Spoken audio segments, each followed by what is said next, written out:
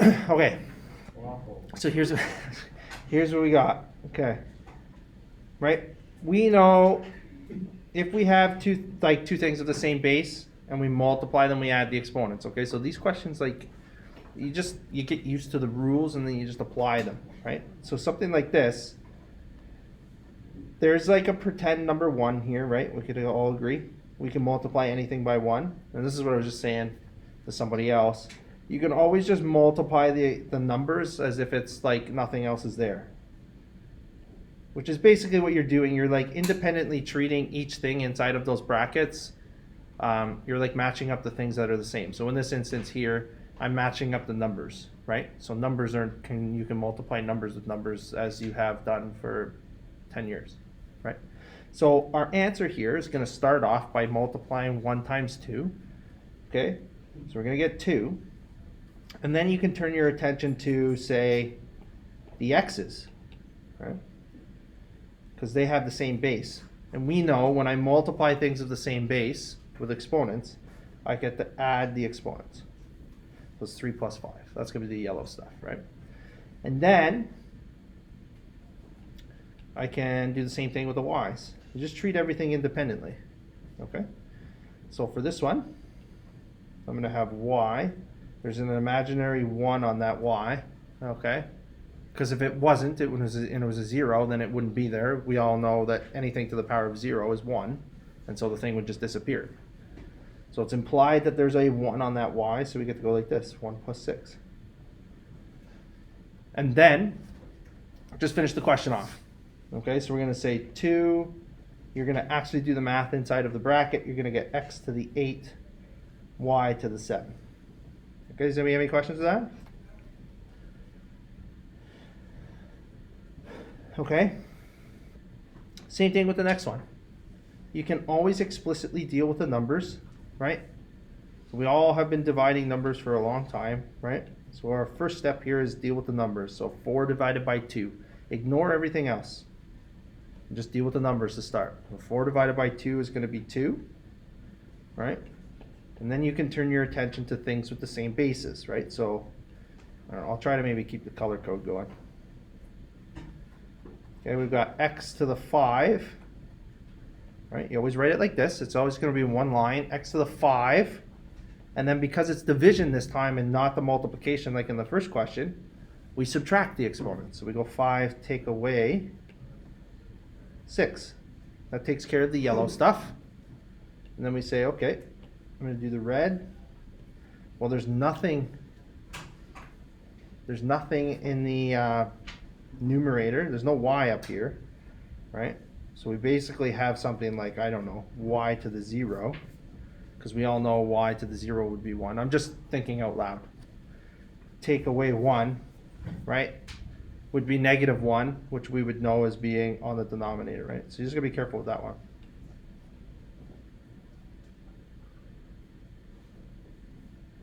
Okay, I'd leave this one down here. Now, we have an issue because we want to leave,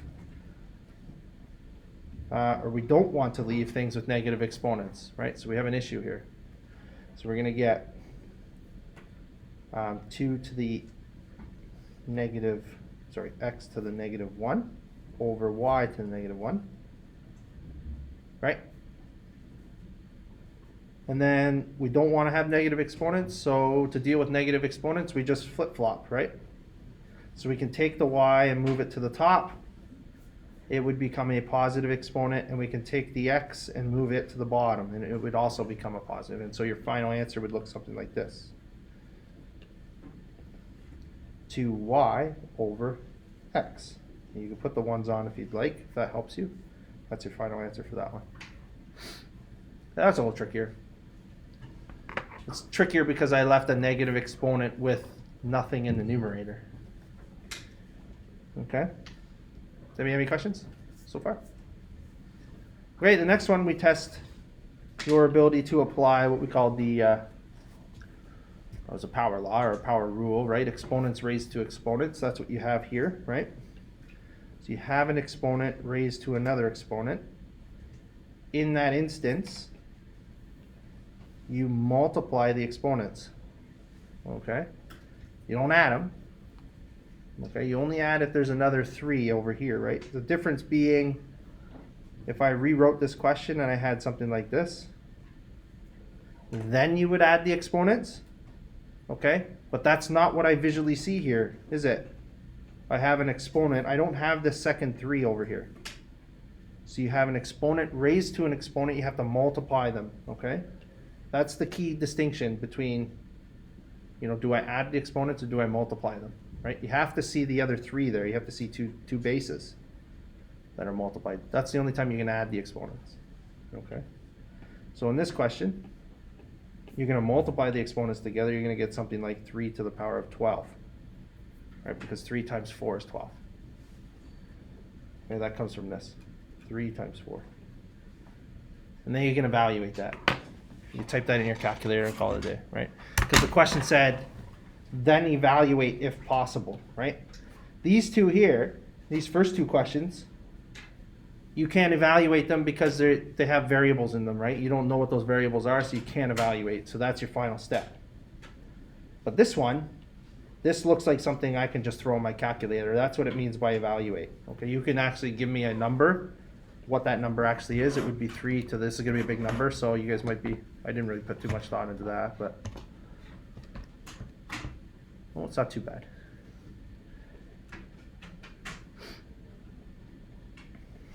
Right? Now you can walk around and tell all your friends you know what 3 to the power of 12 is. You look like a magician or something. Okay? And the last question is everybody's favorite because it's easy, Marks. Anything. Oh. And when I say anything, I mean anything to the power of 0 is uno. 7. It's a free one. Okay? Doesn't matter what I slap in here. It doesn't matter. It's 1. Okay? Any questions with that? We'll do more, obviously, and I'll bounce around today and help you guys with the practice test because there's a whole section on these power laws, okay? But I'll bounce around and help people, okay? Number 2, we see something like rational exponents. Hopefully that, we did a whole lesson on this, but what is a rational exponent? A rational exponent is an exponent that has a fraction in it. That's the whole premise of that lesson, right? And then we want to express it as a radical. Well, we learned what a radical was. It was kind of a cool name for square roots, cubed roots, just root, the root in general. That's what a radical is, right? Well, so hopefully, maybe they named that as a cool thing so that kids remembered what it actually was. I don't know. Okay, but that's when I ask you to do that, I want you to switch something that looks like this. I want to see a root of some kind as a radical. And I could also ask you to go the opposite direction. I could say, here's a radical, right? Switch it to rational form. Well, it would be, a rational exponent. It's just the opposite direction. I could ask you that. Okay, that's not what this question's asking, so we'll get rid of that. Okay, but for right now, we want to go, okay, I want to switch something with a rational exponent into a radical. So what did we say? The number from the bottom went inside the little hook piece. And that's why we call something like this. This is what we would call the square root of x, right? That's how you would read that. Or if it was a square root of 64 or whatever number you wanted inside of that square root, okay? So that's why we call it a square root, because there's an imaginary 2 in there, okay? So the next one, we get again, same thing actually. We're just going to take the 2 and put it inside the hook again. But this time we have something a little different on the inside. It's x cubed. Okay?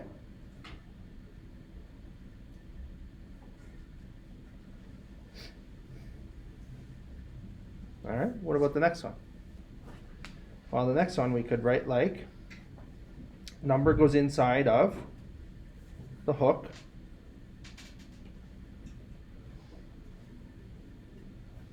and we get x, and this could all be to the power of 5.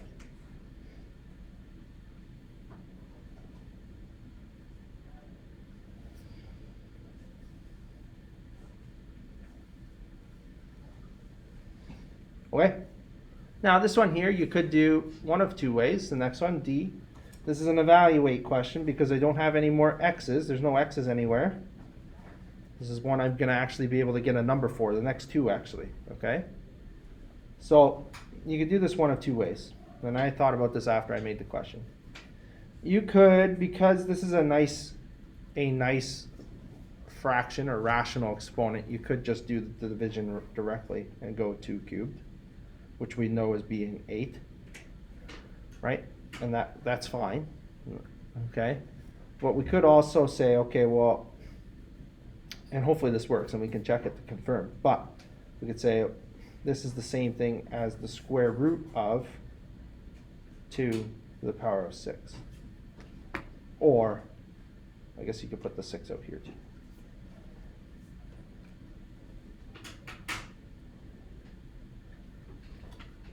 Do that. Let's leave it on the inside and see if it works. You can try both ways, okay? We'll say 2 to the power of 6 square rooted is what? Should be 8, hopefully. 64 square rooted is 8, so we're good, okay? So I'll try to avoid giving you an easy question like that one. I'll try to think it through a little bit more thoroughly before I put it on the page. Easy. The easy questions, we'll take easy questions. So either way is good with me, okay? If I make a little judgment error in the exponent. Okay? And for E, what does it mean to have a negative exponent? Hopefully that doesn't freak you out. If you see a negative exponent, then just rewrite the thing, right? Make it 1 over whatever it is. Okay, so we're going to see something like this. 1 over 125 to the 1/3. You can see how the exponent became positive. And then just deal with the rational exponent. So now we get 1 over the cubed root of 125. Okay, and we know the cubed root, or I know the cubed root of 125. You guys might not necessarily too, but you can type it in your calculator and find out as being 1 over 5.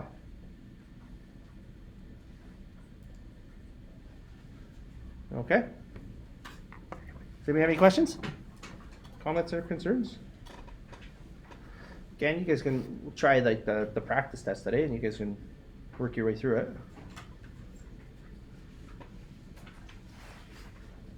Okay, and if something comes up, we'll do it as a class, or if you guys are struggling individually, I'll bounce around today, okay? All right. Okay, we did a whole bunch of these, and I showed you an example. Yep, I showed you an example yesterday that illustrated the importance of this, okay? And will become more prevalent in the financial portion, where we're actually able to solve for like how long does something need to stay in a bank account to earn enough interest to make this amount of money, given your initial investment. Does that make sense? So we'll solve for like how long that actually needs to be in there, right? And then you guys can make decisions around, okay, well, I'm going to go with Scotiabank for their interest rate, or like whatever you want the shortest amount of time with, right? Like that's what you want. Scotiabank. Okay. Right. So this one, nice question from the standpoint that the bases already match. No problem there. So you basically get to ignore the fact that they're there and you solve for the exponents. So you rewrite the exponents as their own kind of linear equation and you just solve for x. So you can divide both sides by 3. And we get x equals -2. Okay, that's a fast way. Some of you yesterday I saw we were looking at, we were just solving by inspection yesterday. Right, we were looking at it and we're like, okay, what makes these two things equal? Well, if I made x equal -2, 3 times -2, that made both sides, left side equal right side. In term visually, some of us were doing that yesterday, which is fine. The problem arises when we give a question like this.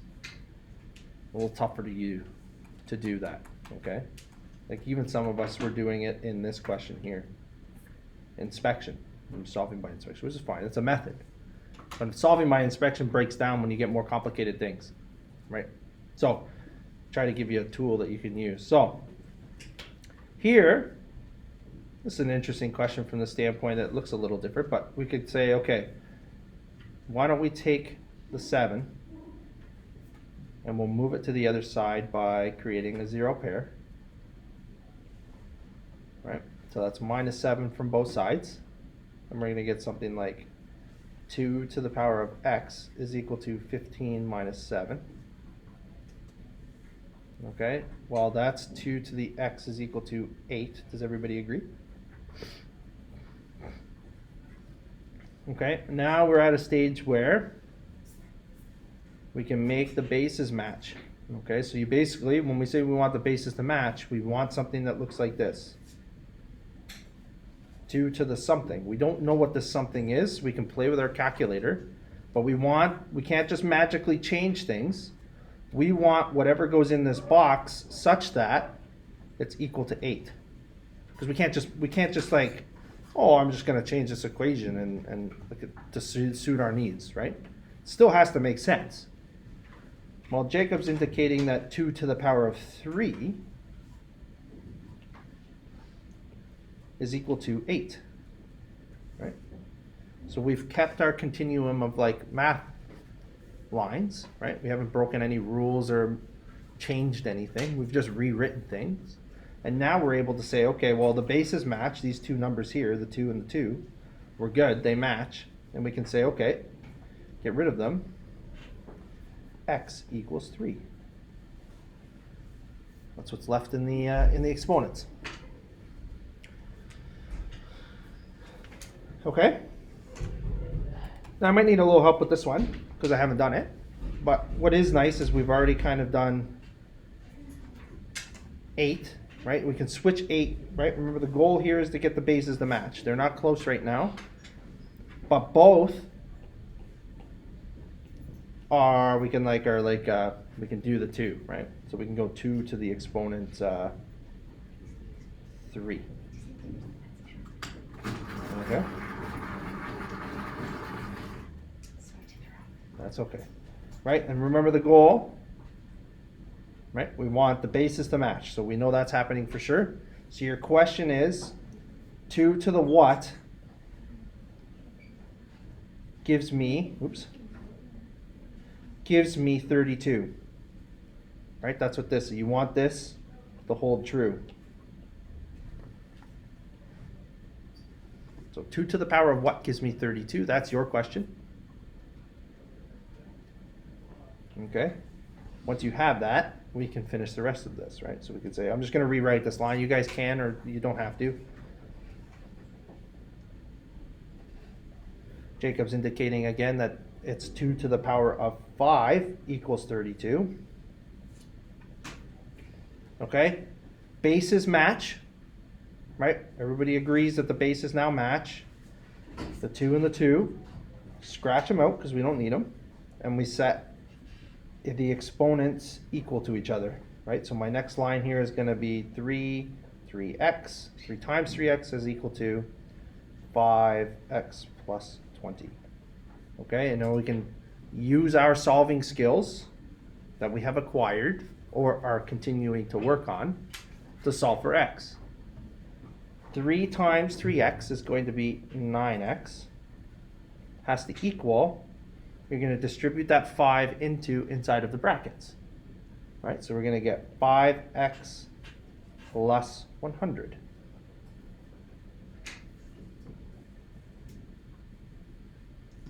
Okay, does anybody have any disputes or arguments or disagreements with what I've written on the board?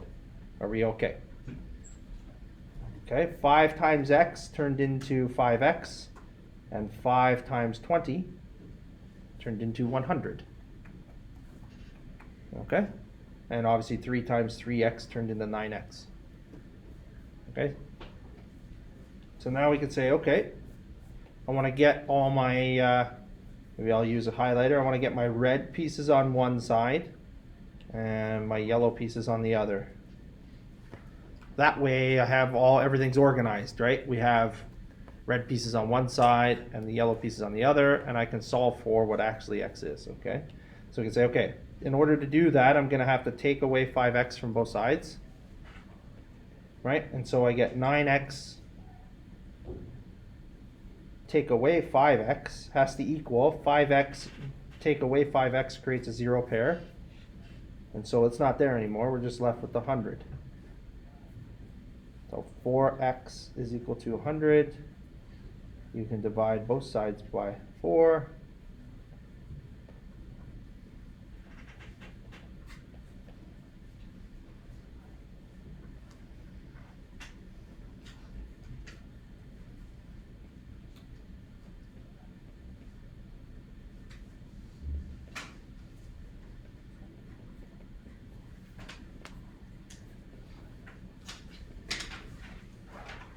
Okay, I'm just writing stuff down, okay?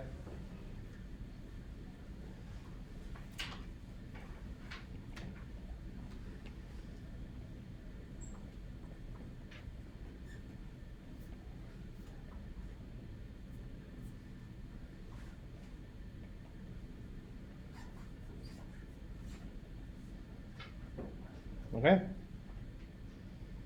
So x equals 25 will make all of this work, okay? Does anybody have any questions before I stop the video? And I will print that for anybody who needs it, okay?